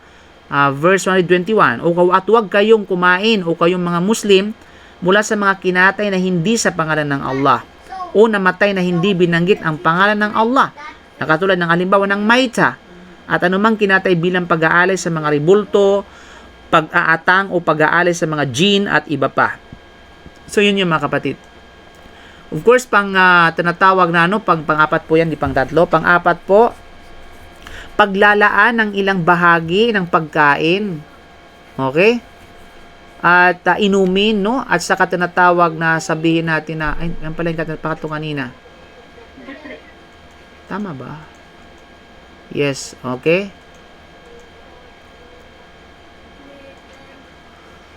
Yan. Pang-apat po yun, na kung saan ito yung mga paglalaan ng ilang mga bahagi ng pagkain, inumin, nagluluto sila ng mga iba't ibang mga special na pagkain, special na inumin, mga hayupan, special na tinatawag na hayop, at mga ani ng kanilang mga, sabihin natin, ng kanilang mga, ng kanilang mga itinanim, ng kanilang mga pananim sa mga Diyos-Diyosan. So, okay? So, ito ay nilalaan nila sa mga Diyos-Diyosan na ito. Nakapagtataka mga kapatid, ang ilang mga bahagi ay inilaan din sa Allah mismo. Halimbawa, meron silang mga bahagi ng pagkain, hayupan, at iba pa. So, hahatiin nila yon. So, ang ibang bahagi ay iaalin nila sa Allah, ang ibang bahagi naman ay iaalin nila sa mga Diyos-Diyosan nila. O, di ba? Ngunit ang mga tao ay madalas na nakahanap ng mga dahilan upang ilipat ang ilang mga bahagi para sa Allah sa mga Diyos-Diyosan, ngunit hindi kailanman ginawa ang kabaliktaran. Okay? So, halimbawa, yung mga bagay na ito, paano yun? Yung mga ibang bahagi, halimbawa sa mga Diyos-Diyosan nila, yung iba ay nila sa Allah subhanahu wa ta'ala. Pero yung parts na yung mga yung mga partition para sa Allah, hindi nila kinukuha yung para ialay doon sa ibang mga Diyos-Diyosan. I mean, nandun pa rin yung at least yung mga sort of respect, kumbaga, sa tinatawag na pag-alay nila sa Allah. Okay, na hindi sabihin natin na yung halimbawa ito bahagi para sa nakalaan para sa Allah. Okay? Hindi tinatawag na sabihin natin na hindi pwedeng kuhanin mula rito at iaalay sa mga Diyos-Diyosan na iba. Pero yung mga ibang mga bahagi na iniaalay nila sa mga Diyos-Diyosan nila, yung mga bahagi na mayroon pa bahagi iaalay nila sa Allah subhanahu wa ta'ala. So, nakakapagtataka pa rin at kahit papaano. Okay? So, ibig sabihin, mga kapatid, ay hindi nila inililipat sa Allah ang mga bahagi na para sa kanilang mga Diyos-Diyosan. You know? Sa ganitong kalagayan, ang Allah subhanahu wa ta'ala ay nagsabi. Ayan, وَجَعَلُوا لِلَّهِ مِمَّا ذَرَأَ مِنَ الْحَرْثِ وَالْأَنْعَامِ نَصِيبًا فَقَالُوا هَذَا لِلَّهِ بِزَعْمِهِمْ وَهَذَا لِشُرَكَائِنَا فَمَا كَانَ لِشُرَكَائِهِمْ فَلَا يَصِلُ إِلَى اللَّهِ وَمَا كَانَ لِلَّهِ فَهُوَ يَصِلُ إِلَى شُرَكَائِهِمْ سَاءَ مَا يَحْكُمُونَ. So, sinabi ng Allah subhanahu wa ta'ala, at nagtalaga ang mga musyrikun mula sa mga ilan na mga nilikha ng Allah subhanahu wa ta'ala, na katulad ng mga pananim, mga tinatawag na sabihin natin mga bunga. Okay. Katulad ng mga nasa mga pananim at saka tinatawag na mga bunga, mga hayop, no? At ito ay mga ani, at na ito ay kanilang inihahandog sa kanilang mga panauhin at mga mahihirap. At nagtalaga rin sila ng ilang bahagi nito para sa kanilang mga sinasamba bukod sa Allah, na tulad ng mga imahe at mga ribulto bilang pag-aalay na kanilang sinasabi, ang kanilang itinalaga para sa kanilang mga sinasamba bukod sa Allah ay nakarating sa mga ito, subalit hindi nakarating sa Allah. Samantalang ang itinalaga nilang bahagi sa Allah ay nakarating pa rin sa kanilang itinatawag na mga katambal. napakasama ang kanilang pamamaraan ng paghatol at pagbabaha-bahagi na ito. Walang duda, ito ay napakasama at ito ay labag sa batas ng Allah subhanahu wa ta'ala. Ito ay bahagi pa rin ng shirk na ginagawa nila.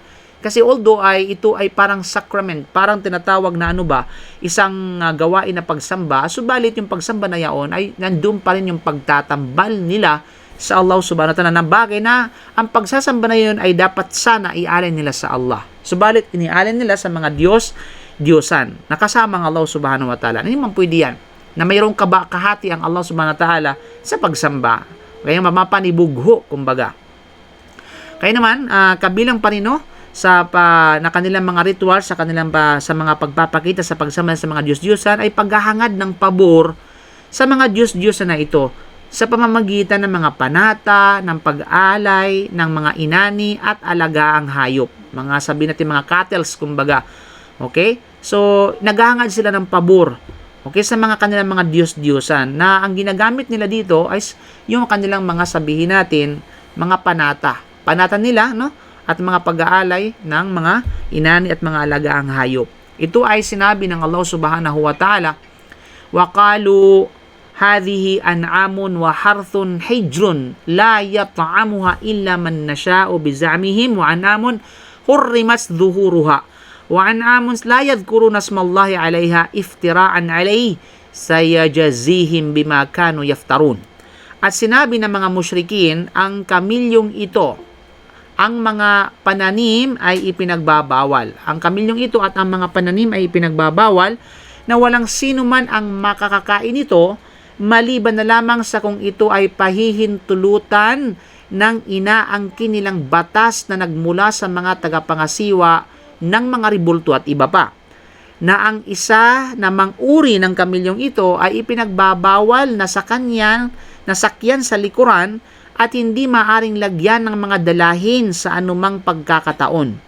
At ang isa namang kamilyong ito ay hindi binibigkas ang pangalan ng Allah sa oras na ito ay kinakatay at sa anumang pagkakataon. At ginawa nila ang mga bagay na ito bilang pagsisinungaling laban sa Allah. Walang pag-alinlangan, pagbabayarin sila ng Allah dahil sa kanilang maling pag-aangkin at kasinungalingan laban sa Kanya. So, lahat ng mga ito, binabahagi-bahagi nila yung kanilang mga ani at yung mga tinatawag na sabihin nating mga kamilyo at hayop, at pagkatapos inilalaan sa bawat bahagi sa anumang gusto nilang kaparaanan. Okay, ito ay para sa Allah, ito ay para sa ganito ganyan. Yung kamilyo na ito, hindi bawal sakyan, bawal ganyan-ganyan. So, lahat ng ito ay ng mga jahiliya, kumbaga, panahon ng practice ng mga musyrikun. Okay? At pagkatapos mga kapal sa panampalatayang Islam, ikatinatawag na sabihin natin pang-anim, na kung saan ay kabilang pa rin sa kanilang mga rituals, ang pag-aalay ng ilang mga hayop na tulad ng bahira, tulad ng saiba, katulad ng wasila, katulad ng hami. So meron tayong mga hayop dito. Okay? So usaping hayop muna tayo naman ng mga musyrikon. So ito merong hati at merong kategorya yung mga hayop na ito, specifically mga kamilyo, sa apat. Tinawag na bahira, saiba, alwasila, at hami. So yun po yung mga kapatid. So i-categorize natin yan. So meron tayo bahira, saiba, wasila, at saka tinatawag na hami. Okay? Ang tanong mga kapatid sa panampalatayang Islam, ano ba ang ibig sabihin ng mga ito? Ano bang ibig sabihin ng mga ito? Okay, at ito of course walang duda, itong mga hayop na ito ay inialay nila. Inialay nila yung mga hayop na ito sa mga Diyos-Diyosan nila, na kung saan ay nangangahulugan ng pag-iwas sa gayong mga hayop mula sa kapaki-pakinabang na gawain para sa kapakanan ng mga Diyos-Diyosang ito ng mga pagano. Okay, so ibig sabihin, mga hayop na ito ay may mga kanya-kanyang papel at hindi dapat nagawin sa kanila na katulad ng ginagawa sa ibang mga hayop. So may mga status ito, buti pa yung mga hayop na ito, may mga status sa community, di ba? So alimbawa yung bahira. Ano bang ibig sabihin ng bahira? Ang bahira ay anak na babae ng saiba. Okay, gaya ng iniulat ng kilalang mananalaysay ni Ibn Ishaq, ay anak ng isang saiba. So, ang bahira ay anak ng isang tinatawag na saiba, anak na babae ng isang saiba. At ang saiba, mga kapatid, ay isang tinatawag na sabihin natin, babaeng kamilyo na kung saan ay nagsilang ng 10 magkakasunod na babae. Biro mo, itong saiba na ito ay babaeng kamilyo na nagsilang ng, lahat ito mga babae actually, nagsilang ng 10 magkakasunod na babae, ngunit walang lalaki. Ngunit walang lalaki sa pagitan ng 10. Sa pagitan ng isa't isa ng hanggang sa 10, walang, talagang sunod-sunod, puro babae. Yan po yung tinatawag na saiba. Pagkatapos ay pinalaya ito, okay? Ito ay tinatawag ni pinalaya at ipinagbawal ang lahat na ito ay itali, na ito ay sakyan, itong 10 na ito. Bawal itali, bawal ito ay sakyan o lagyan ng anumang karga sa likuran, hindi maaring ahitin, hindi maaring tanggalin o putulin ang balahibo ng mga ito. Ni gatasan ito, maliban lamang kung ito ay para sa panauhin. So, pwede mong gatasan itong mga, halimbawa, okay, itong tinatawag na mga saiba. Okay? Saiba, tapos yung mga anak ng mga ito na 10 na magkakasunod-sunod, puro mga babae, na kung saan walang lalaki, hindi pwede na ito gawin sa kanila yung mga nabanggit natin. Maging sa pagpapagatas, hindi mo pwedeng pagatasan ito, maliban lamang sa panauhin, sa bisita. At gayon din ang gawain sa lahat ng anak nitong babae, yung 10 na tinawag na bahira. So, ang saiba, ito yung nanay, at yung 10 anak nito, ito yung tinatawag na bahira. Ang tawag ay bahira. Na kung ano yung ritual na ipapataw dito at mga bawal na ipapataw doon sa saiba, then gayon din doon sa bahira. Na bawal itali, bawal sakyan, o bawal tinatawag na lagyan ng anumang karga, hindi maaring ahitin, hindi maaring tanggalin o putulin ng mga balahibo nito. Ni pagatasan ay bawal sa bahira at sa saiba, maliban lamang kapag ito ay sa layunin ng panauhin. Ibig sabihin ay para inumin ang tinatawag na bisita. Okay? Yan po yung bahira at sa saiba. Pagdating sa tinatawag na sabihin natin, okay, Paul yan, maliban sa tulad ng ginawa sa, so yun po yan. Yes po? Anong klaseng hayop pa yung si Saiba? Mga ano po ito, mga kamilyo po siya. Pamilya. Yes po, mga camel. Okay? Kasi yan po yung existing noon na hindi ko alam, actually, kahit dito sa Saudi Arabia, wala akong nakitang baka. Hindi ko lang alam sa mga liblib ng mga siguro disyerto o kaya lugar ng Saudi, may baka. Pero talaga wala akong nakita talagang baka dito sa Saudi Arabia. Kalabaw din, wala akong nakita, especially kalabaw. Okay mga kapatid, yun po yung tinatawag na. Kaya naman kamilyo, ito mga mga kamilyo na ito. Okay? So, hindi maaaring talaga malaya sila sa mga ganito, hindi pwede talaga. Very special yung mga hayop na ito. Kaya ang tawag dyan is bahira. So yung nanay sa ibang na mga anak na 10 ay bahira. Okay. Now pag dadako tayo sa, yes po? Pareho po sila ng sa Shiba. Shiba? Anong Shiba? Yung tabelyo na isa sa mga ng Allah subhanahu wa ta'ala na yung kay Lut ba yun? Ay, iba po yun po. Ano po yun? Yung ano po, She Camel po yun ni Lot, yung puti. Hindi po yun, hindi po. Hindi po yun, iba po yun. Dito sa Jizan, may mga baka dito. Sa Jizan, may mga baka? Oo, maraming nakaraang araw sa mga Mr. Tom, maraming baka. Ay, Masya Allah, tabarakallah. Ay, Masya Allah. Okay, good. At least ngayon ko lang nalaman kasi mga unggoy lang nakikita ko eh. Anyway. Mga unggoy. Anyway, dadako tayo sa tinatawag na alwasila. Ano bang ibig sabihin ng tinatawag na alwasila? Ay at the same time ang alwasila mga kapatid, wait lang ha. Bakit wait lang ha. At madadag ko lamang itong mga ito rin ay din sila nilalagyan nila ng palatandaan. Itong saiba at saka bahira. Okay? Ang gayon din gagawin sa lahat ng anak nito na tinawag ito hinihiwaan ng mga tainga nito bilang palatandaan. Itong mga bahira at saiba para magkaroon ng palatandaan na ito'y bahira at saka saiba, kaya yun ang ginagawa nila para hindi sila malito sa dami-dami ng kanilang mga kamilyo. Okay? So, yun yung mga kapatid. Then, dali ako tayo sa tinatawag na sabihin natin alwasila. Alwasila, ang babaeng tupa. Babaeng tupa naman. Okay? So, itong bahira sa iba, ito po ay kamilyo. Tama sa itong wasila, ito ay tinatawag na babaeng tupa. So, ang babaeng, ang wasila, ito ay babaeng tupa na matagumpay na nag-anak ng 10 tupa. Sa loob ng 5 beses na panganganak nito na wala ni isang lalaki sa pagitan ng mga ito.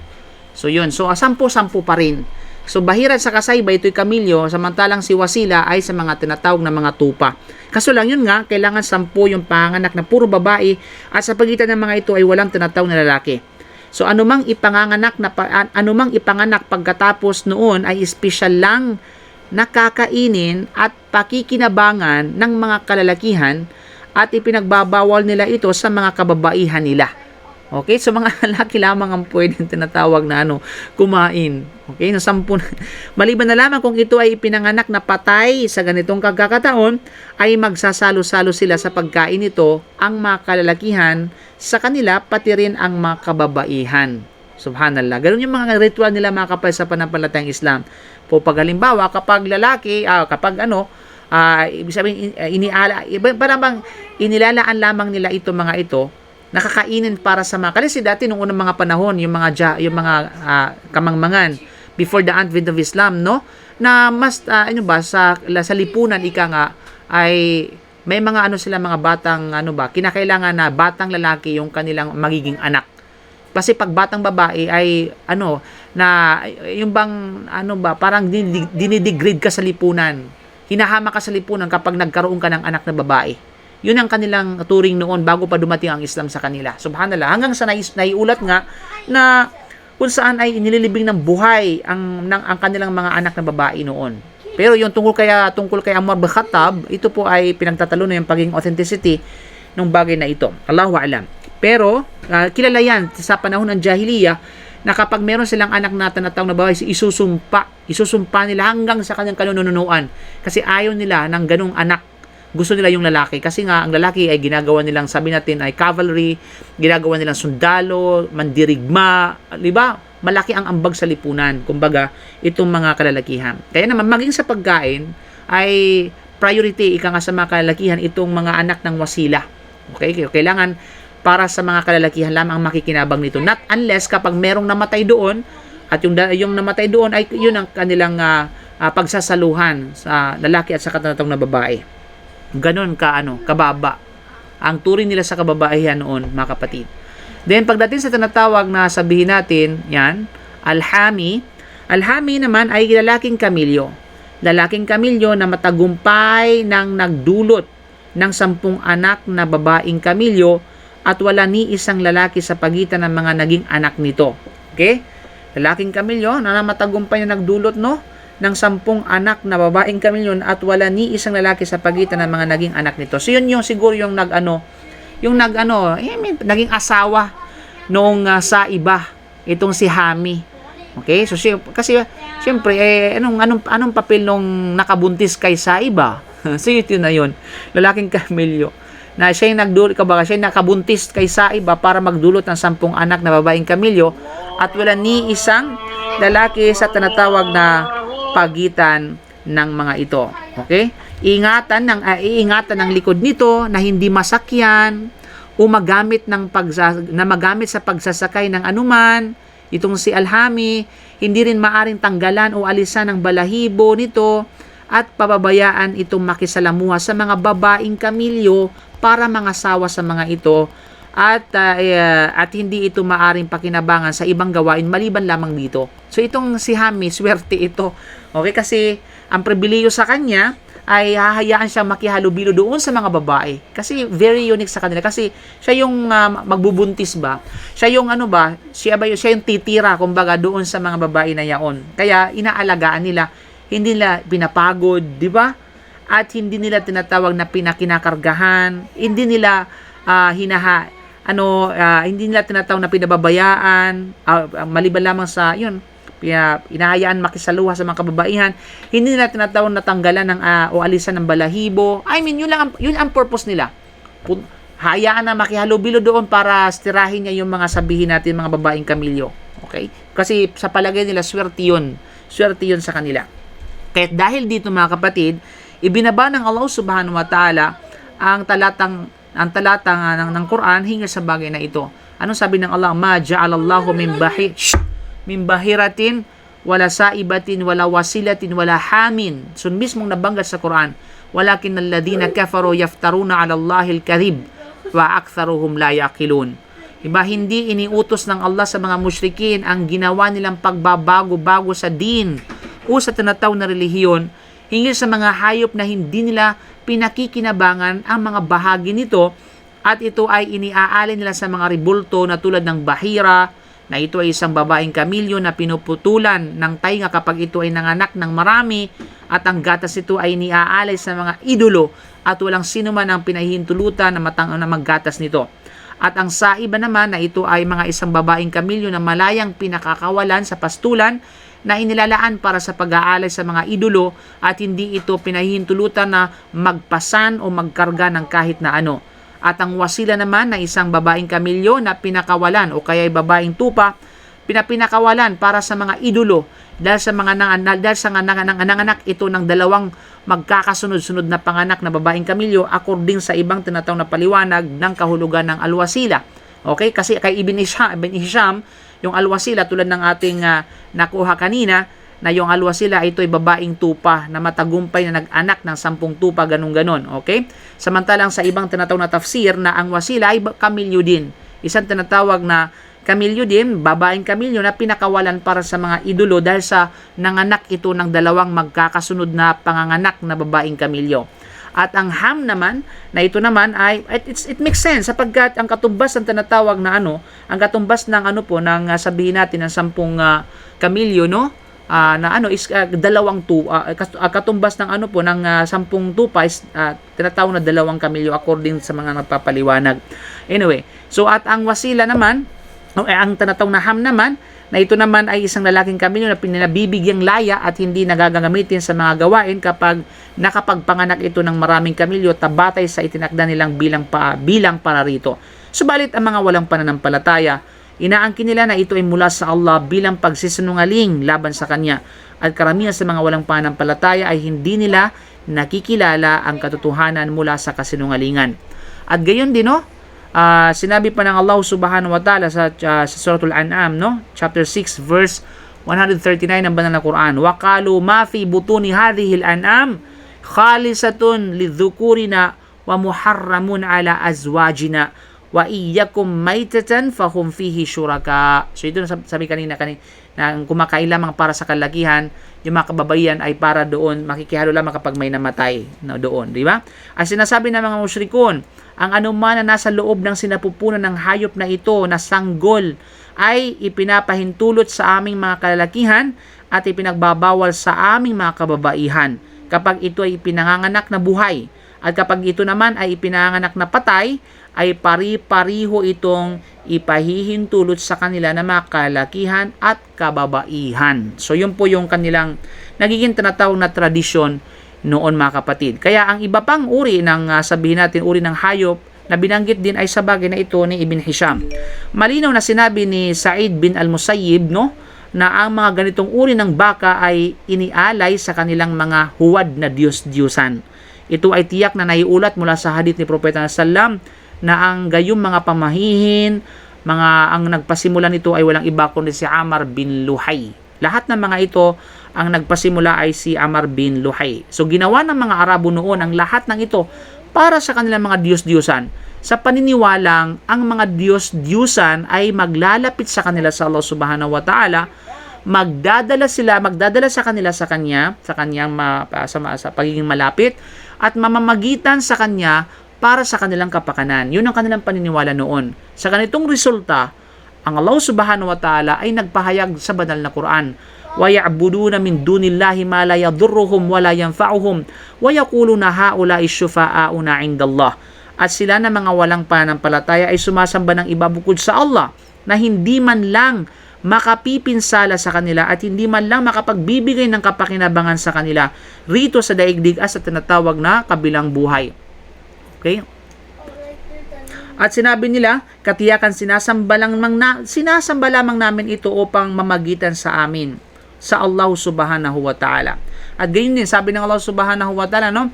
Wama ya'buduna, no? Sabi niya, wama na'buduhum illa liyuqarribuna ila Allahi zulfa. Hindi namin sinasamba ang mga Diyos-Diyosan na ito bilang katambal sa pagsamba sa Allah, kundi upang ang mga ito ay maging tagapamagitan sa amin lamang. Tagapamagitan lang namin. Mapalapit kami sa Allah at iangat sa amin ang aming mga antas sa Allah. Ito'y katulad din ng mga Kristiyano, di ba? Kapag sinasabi niyo sa kanila, bakit niyo sinasamba yung mga rebulto na yan? Sasabihin nila, hindi namin sinasamba. Ginagawa lang namin silang tinatawag na pamamagitan sa pagitan namin at ng Diyos, okay, ng Panginoon. Same. Yung katwiran nila ay katulad ng katwiran ng mga mushriko noon, mga kapatid. Ayan. Ma na'buduhum illa liyuqarribuna ila Allahi zulfa. Hindi man lang sinasamba yung mga yan. Ginagawa lang naming pamamagitan. Okay? So, copy-paste yung mga nila. Ang isa pang sagradong tradisyon ng mga Arabo noon, mga kapatid, ay ang paghahagis ng tinatawag na azlam. Yung paghahagis ng tinatawag na azlam. Okay, which is ang azlam yung mga arrows, kumbaga mga pana o palaso na walang balahibo sa dulo nito, at ito ay may tatlong uri. Ang isa ay may nakasulat na yes, ang isa naman ay no, at ang ikatlo ay blanco. Okay? Blanco. Gagamitin nila ang mga ito sa kanilang pagpapasya sa mga mahalagang bagay na kagaya halimbawa ng paglalakbay, kagaya halimbawa ng pag-aasawa at iba pa. Kung lumabas ang oo, halimbawa, yan nila, ipapana nila yung tinatawag na palaso no. Tapos, kung ang lumabas, ika nga, na doon sa tinatawag na isinulat, kumbaga, okay? Ang lumabas ay tinatawag na oo, kanilang isa sa katuparan ang gawain na yaon. At kapag naman ay hindi ang lumabas, ipagpapaliban nila, ika nga, sa susunod na taon, kaya better luck next year. Okay? Ipagpapaliban nila yun sa susunod na tinatawag na taon. So, yun yung mga practices ng mga kapatid. At iba pang uri ng azlam. Ang iba pang uri ng mga azlam ay inihagis para sa tubig. At gayon din sa bayad dugo o blood money. O may nakasulat na mula sa inyo o hindi mula sa inyo o tinatawag na sabihin natin ay mulsak. Okay? Which is kaugnay, associated. Kaugnay. So, meron yan nakasulat. From you, not from you, mulsak. Sa mga kaso ng pagdududa tungkol sa pagiging lehitimo ng isang bata, so, anong gagawin nila mga kapatid sa pananampalatayang Islam? Kapag halimbawa, mayroong nagbuntis no, tapos nagduda sila ngayon na hindi alam kung kanino ba ito anak, kung sino ba yung tatay nito, di ba? So, ang gagawin nila sa kanilang decision, itong mga paraan na ito, okay? Na dahil sa, yun nga, kasi noong unang panahon, talamak ba, sobrang paglaganap ng pakikiapid noon, mga kapatid. Wala silang mga ganong kasal. Hindi uso yung kasal sa kanila. Sila ay dumudulog sa kanilang Diyos-Diyosan na si Hubal. Okay? Na may dalang 100 kamilyo bilang handog at regalo para doon sa taong nagsasagawa ng azlam. Yung naghahagis ng pana, naghahagis ng palaso. So, babayaran siya ng tinatawag na katumbas ng 100 kamilyo para lamang na sa desisyon na yaon. Mantakin nyo ang laki, mga kapatid, ang laki ng bayad ng gold. Mahigit pa sa gold ang tinatawag na bayad ng kanilang ng ganitong practice nila, mga kapatid. Diba? So, ang mga palaso na ito, mga kapatid, ang kanilang mga palaso na ang mga palaso lamang ang magpapasya sa relasyon ng bata sa ama. Okay? Na kung ang palaso ay nagpakita ng mula sa inyo, kanilang pagdidesisyon na ang bata ay kabilang sa kanilang tribo. Subalit kung ito naman ay hindi nagpakita ng mula sa inyo, bagkus ito ay not from you, okay? Ito ay ituturing ika nga na isang kaalyado o kapanalig. Isang kapanalig o kaalyado, ngunit kung ang lumabas ay mulsak, ayan, ang nasabing bata ay manatiling sa kamay o manatiling manatili sa kanyang posisyon, subalit ituturing itong walang lahing pinagmulan, kawawa naman yung bata, at wala rin kasunduan bilang kapanalig. So, walang pinagmulang tribo, talagang siya, destitute siya, o ano pa man, kawawa. Walang lahing pinagmulan, biro mo, anong kinalaman ng bata doon sa gawain ng parents niya, 'di ba? Walang kawawa. So pag halimbawa mulsak, biro mo nag-decision sa lahat ng mga ito yung palaso na yan, 'di ba? So anong kinalaman ng palaso doon sa sabihin natin mga nangyayari? Subhanallah. Kaya ito mga kapatid, so kawawa itong bata na ito. Kapag mulsak nang lumabas na, wala siyang tinatawag na walang lahing pinagmulan, wala ring kasunduan bilang tinatawag na kapanalig. So ang mga gawaing katulad nito at pagdidesisyon sa pamamagitan ng palaso ay malinaw na halimbawa na larawan ng sugal. Larawan ng tinatawag na sugal. Noon ay pinaghahati-hatian nila ang karne ng mga kinatay nilang kamilyo ayon sa tradisyong ito. So pag halimbawa, ayun na, from you, okay, nag-celebrate sila, ganun-ganon, di ba? Tawag dyan, paghati-hatian nila, ika nga yung kanilang kamilyo na, which is yung, yung binabayad doon sa, nagpupukol ng tinatawag na azlam, di ba? So yun yung mga kapatid sa panampalatayang Islam. So yun ang nangyari, yun ang mga naging tradisyon at mga relihiyon ng mga Arabo noon bago pa dumating yung tinatawag na Kristyanismo, Judaism, Sabyan at saka Madyan hanggang sa dumating yung tinatawag na Islam. So inshallah ay matutunghayan natin sa mga susunod yung mga iba pang mga sabihin natin mga practices noon ng mga ilang mga Arabs noon mga kapatid upang magkaroon tayo ng idea na until now ay may mga iba na nakikita at some Arabs na hindi nawawala sa kanila. Okay? So inshallah at dito natin tatapusin at kikitilin yung ating tinatawag na lecture inshallah.